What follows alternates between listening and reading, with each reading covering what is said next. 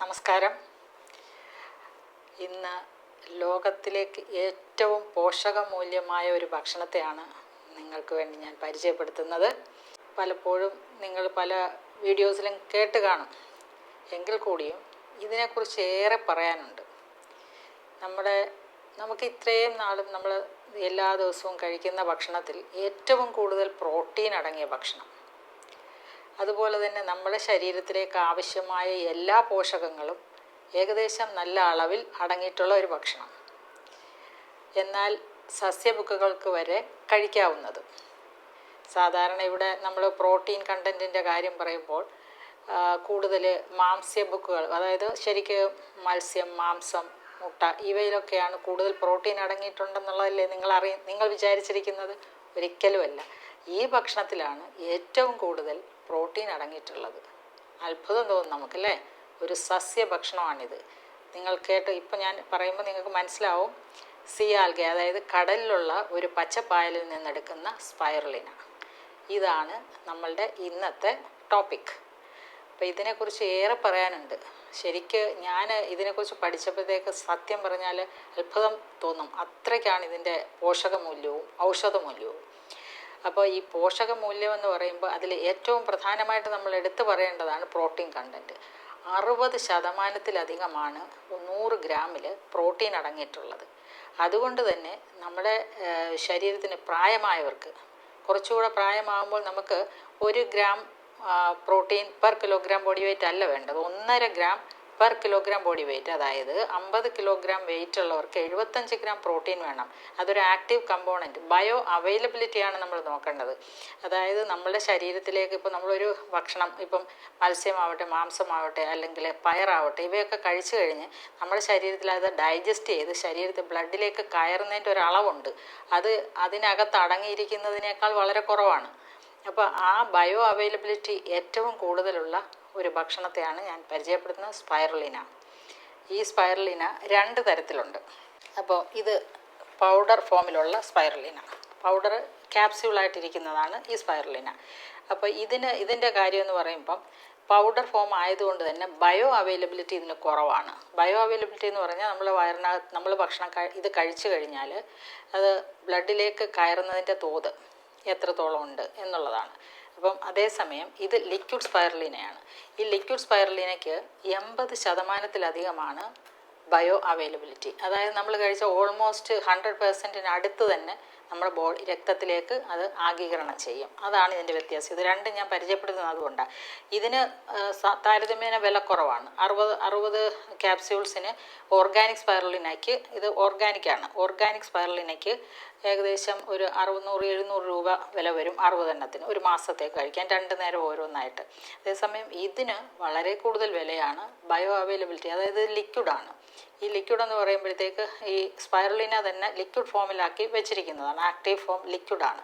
അതുകൊണ്ടാണ് ഇത് നമ്മുടെ ബോഡിയിലേക്ക് മുഴുവനും നമുക്ക് അബ്സോർബ് ചെയ്യുന്നത്, അതുപോലെ തന്നെ ആഗീകരണം ചെയ്യുന്നത്. അപ്പോൾ ഇതിന് നല്ല വിലയുണ്ട്. ഒരാഴ്ചത്തേക്ക് ഒരു 7 സാഷിയാണിത്. 7 സാഷിക്ക് ഏകദേശം 1000 രൂപ വിലയുണ്ട്. പക്ഷേ അത്രയ്ക്ക് ഗുണമാണ്. ഞാൻ എൻ്റെ അനുഭവത്തിൽ നിന്ന് മനസ്സിലാക്കിയതാണ്. ഈ സ്പൈറുലിന വെച്ച് ഞാൻ പല അസുഖങ്ങളും മാറ്റുന്നുണ്ട്.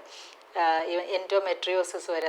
അത് ശരിക്കും പറഞ്ഞാൽ പറയുമ്പോൾ ആർക്കും വിശ്വസിക്കാൻ പറ്റത്തില്ല. എൻഡോമെട്രിയോസിസ്, അഡിനോമയോസിസ്, അതുപോലെ തന്നെ വയറ് സംബന്ധമായ പല പ്രശ്നങ്ങൾക്കും നല്ല ഒരു പരിഹാരമാണ് സ്പൈറുലിന. പക്ഷേ ഇതിന് ചില കുഴപ്പങ്ങളും ഉണ്ട്. ഓട്ടോ ഇമ്മ്യൂൺ ഡിസോർഡേഴ്സിൽ അധികം കൊടുക്കുക. ഓട്ടോ ഇമ്മ്യൂൺ ഡിസോർഡർ എന്ന് പറയുമ്പോൾ multiple sclerosis, rheumatoid arthritis, SLE ഇങ്ങനെയുള്ളതിന് ഇത് വളരെ സൂക്ഷിച്ചാണ് കൊടുക്കേണ്ടത്. അല്ലാതെ ബാക്കി എല്ലാ തരം അസുഖങ്ങളെന്ന് പറയുമ്പോഴത്തേക്ക് വളരെയധികം വലിയൊരു ലിസ്റ്റ് തന്നെ അതിൻ്റെ കൂട്ടത്തിലുണ്ട്. ഏറ്റവും പ്രധാനമാണ് ഇത് ഷുഗർ ലെവൽ നന്നായിട്ട് കൺട്രോൾ ചെയ്യും. രക്തത്തിലെ പഞ്ചസാര, അതായത് ഡയബറ്റിക് പേഷ്യൻസിന് ഏറ്റവും എക്സലൻ്റാണ്. അതുപോലെ ബ്ലഡ് പ്രഷർ കുറയ്ക്കാൻ, ഹൈപ്പർ ടെൻസീവ് പേഷ്യൻസിന് കുറയ്ക്കാൻ അത് നല്ലതാണ്. അതോടൊപ്പം തന്നെയാണ് കൊളസ്ട്രോൾ കുറയ്ക്കാൻ, omega-3 ഫാറ്റി ആസിഡ്സിൻ്റെ കലവറ, അതുകൊണ്ട് തന്നെ കൊളസ്ട്രോൾ കുറയ്ക്കാൻ. ഇതിനകത്ത് അടങ്ങാത്ത പോഷകങ്ങളില്ല എന്ന് പറയാം. നമ്മുടെ ശരീരത്തിന് വേണ്ട എല്ലാ പോഷകങ്ങളും ഇതിനകത്ത് അടങ്ങിയിട്ടുണ്ട്. ഇതൊരു പ്ലാനറ്റ് ഫുഡ് എന്ന് പറയാം എന്ന് തന്നെ ഞാൻ പറയാം. കാരണം ഈ സ്പേസിലൊക്കെ പോകുന്നവർക്ക് കൊണ്ടുപോകാനും കഴിക്കാനും പറ്റിയ ഒരു ഭക്ഷണം ആയിട്ടാണ് ഇതിനെ കരുതപ്പെടുന്നത്. അതുപോലെ ശരീരത്തിലെ എല്ല് തേയ്മാനത്തിന് എക്സലൻ്റ് ആണ്. ക്യാൻസറിനെ പ്രതിരോധിക്കാൻ എക്സലൻ്റ് ആണ്. വണ്ണം കുറയ്ക്കാൻ, ഫാറ്റി ലിവറിനെ കൺട്രോൾ ചെയ്യാൻ ഒക്കെ ഇത് വളരെ നല്ല ഒരു പോഷകം തന്നെയാണ്. പിന്നെ ഇതിൻ്റെ മറ്റൊരു പ്രധാനപ്പെട്ട പോയിൻ്റ് എനിക്ക് പറയാനുള്ളത്, ഞാൻ നേരത്തെ പറഞ്ഞിരുന്നു, പ്രായമാകുമ്പോൾ നമുക്ക് നടുവേദന, തോളുവേദന, മുട്ടുവേദന ഇതൊക്കെ ഉണ്ടാവാനുള്ള പ്രധാന കാര്യം എല്ല് തേയ്മാനത്തേക്കാൾ ഉപരി നമ്മുടെ ശരീരത്തിൽ പ്രോട്ടീൻ്റെ കണ്ടൻറ്റ്, മാംസ്യത്തിൻ്റെ അളവ് കുറയുന്നതാണ്. കാരണം നമ്മൾ സാധാരണ ഒരു ഭക്ഷണത്തിൽ പ്രോട്ടീൻ ഇപ്പം ഒരു ദിവസം നമ്മൾ കഴിക്കുന്ന ഭക്ഷണം രാവിലെ ശരിക്കും ചിലപ്പം ദോശയും ഇഡ്ഡലിയും, അല്ലെങ്കിൽ പുട്ട്, അല്ലെങ്കിൽ ചിലപ്പോൾ കടലക്കറി കഴിക്കും, അതല്ലെങ്കിൽ അതിൻ്റെ കൂടെ പഴമായിരിക്കും, അതല്ല എങ്കിൽ എന്തെങ്കിലും കറികളായിരിക്കും അല്ലേ.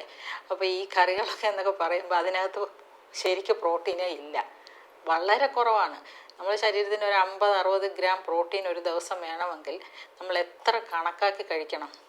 അതുപോലെ തന്നെ പയറോ കടലയോ എടുക്കട്ടെ, അതിനകത്ത് വെറും 10 ഗ്രാം പ്രോട്ടീൻ, 100 ഗ്രാം കഴിച്ചാൽ 10-12 ഗ്രാം പ്രോട്ടീനേ ഉള്ളൂ ആവറേജ് ആയിട്ട്. അതുപോലെ മീനാവട്ടെ, മീനെടുത്തു കഴിഞ്ഞാൽ ഒരു 20-നും 25-നും ഇടയ്ക്കുള്ള 20-25 ഗ്രാം പ്രോട്ടീനാണ് 100 ഗ്രാമിലുള്ളത്. അതോടൊപ്പം മുട്ടയിൽ ഒരു മുട്ടയ്ക്കകത്ത് വെറും 4 മുതൽ 6 ഗ്രാം, ചെറുതും വലുതും ഉണ്ടല്ലോ, 4 മുതൽ 6 ഗ്രാം വരെയാണ് അതിനകത്തുള്ള പ്രോട്ടീൻ. പിന്നെ മട്ടൺ ആണെങ്കിലും ബീഫ് എല്ലാം 25 ഗ്രാമിനകത്താണ് നമുക്ക് നിൽക്കുന്നതെങ്കിൽ, അതുപോലെ ചിക്ക് പീസില്ലേ, അതായത് വെള്ളക്കടലയും നമ്മുടെ ചുവന്ന പയറും ഇല്ലേ, അതിനകത്ത് താരതമ്യേന കൂടുതലുണ്ട്. ഏകദേശം 22 ഗ്രാം 23 ഗ്രാം പ്രോട്ടീൻ അതിനകത്ത് അടങ്ങിയിട്ടുണ്ട്. പക്ഷേ ഇതിൻ്റെ ഒരു ബയോ അവൈലബിലിറ്റി നോക്കുമ്പോൾ അത് രക്തത്തിലേക്ക് ആഗിരണം ചെയ്യുന്ന കുറവാണ്. അതാണ് മനസ്സിലാക്കേണ്ടത്. അതിനകത്ത് അടങ്ങിയിരിക്കുന്നതാണത്. അതേസമയം ഇതിനകത്തോ 60 ഗ്രാം പ്രോട്ടീനാണുള്ളത്. അപ്പോൾ നമ്മുടെ ശരീരത്തിനകത്തേക്ക് ഈ പ്രോട്ടീൻ്റെ അളവ് പ്രായമാവുമ്പോൾ കൂടുതലായിട്ട് കിട്ടാൻ ഈ സ്പൈറലിന വളരെ സഹായിക്കുന്നു. പിന്നെ ഇത് ക്യാപ്സ്യൂൾ ഫോമിൽ ഇരിക്കുമ്പോൾ വളരെ ചെറിയ അളവിലേ അതിനകത്ത് കാണുള്ളൂ. സ്ഥിരമായിട്ട് കഴിക്കുക, അതുപോലെ തന്നെ ഈ ഒരു രീതിയിലേക്ക് കഴിക്കുകയാണെങ്കിൽ വളരെ കൂടുതലായിട്ട് നമുക്ക് ഇത് ആഗിരണം ചെയ്യും എന്നുള്ളതാണ്. പിന്നെ മറ്റുള്ള പോഷകങ്ങൾ ഇതിനകത്ത് അടങ്ങിയിരിക്കുന്നത് vitamin C, E, D, K എല്ലാം ഉണ്ട്. ഡി ഇല്ല, ഈ കെ ഉള്ളതുകൊണ്ടാണ് ഈ ഓസ്റ്റിയോപൊറോസിസിന് വളരെ നല്ലതായിട്ടിത് നമ്മളെ സഹായിക്കുന്നത്. പിന്നെ അതുപോലെ തന്നെ ശരീരത്തിനകത്തേക്ക് മറ്റുള്ള എല്ലാ പോഷകങ്ങളും പെട്ടെന്ന് കിട്ടാൻ ഇത് ആഗീകരണം ചെയ്യാൻ ഇത് സഹായിക്കും. അതായത് ഡൈജസ്റ്റബിലിറ്റി. പിന്നെ വളരെ പ്രധാനപ്പെട്ട ഒരു പോയിൻ്റ് എന്ന് പറഞ്ഞാൽ ഇത് ഒരു എക്സലൻറ്റ് പ്രീബയോട്ടിക്കാണ്. ഞാൻ എപ്പോഴും പറയില്ലേ, നമ്മുടെ മൈക്രോഫ്ലോറ എന്ന് പറയുന്നത് ശരീരത്തിൻ്റെ ടോട്ടൽ നമ്പർ ഓഫ് സെൽസിൻ്റെ ഏകദേശം ഒരു 70% മൈക്രോഫ്ലോറയ്ക്കകത്താണ്, അതായത് മൈക്രോഫ്ലോറയാണ്. അത് നമ്മുടെ ശരീരത്തിൻ്റെ എല്ലാ പ്രവർത്തനങ്ങളെയും നിയന്ത്രിക്കുന്നതാണ്. ആ നിയന്ത്രണം നന്നായിട്ട് കൃത്യമായിട്ട് നിയന്ത്രിക്കുക എന്ന് പറഞ്ഞാൽ അതിൻ്റെ പ്രൊഡക്ഷൻ സൈറ്റാണ്. പല നമ്മളുടെ പോഷകങ്ങൾ, നമ്മുടെ ശരീരത്തിലേക്കുള്ള ഹോർമോൺസ്, എൻസൈംസ് ഇവയൊക്കെ ഉണ്ടാക്കാൻ, അതായത് സെറട്ടോണിൻ, മെലട്ടോണിൻ, ഡോപ്പമിൻ, അതുപോലെ വൈറ്റമിൻ ഡി ഇതൊക്കെ തന്നെ പ്രൊഡ്യൂസ് ചെയ്യാൻ, അതായത് ഉൽപ്പാദിപ്പിക്കുന്നത് മൈക്രോഫ്ലോറയാണ്. അപ്പോൾ അതിനുള്ള ഭക്ഷണം ഏതാണ്? അതാണ് പ്രീബയോട്ടിക്. പ്രീബയോട്ടിക് എന്ന് പറയുന്നത് ആണ് നമ്മുടെ മൈക്രോഫ്ലോറയുടെ ഭക്ഷണം. അപ്പോൾ അതിനുള്ള ഭക്ഷണം നമ്മൾ കൊടുക്കണ്ടേ? അപ്പോൾ അങ്ങനെ നോക്കുമ്പോഴും ഇത് വളരെ നല്ല ഒരു ഭക്ഷണമാണ്.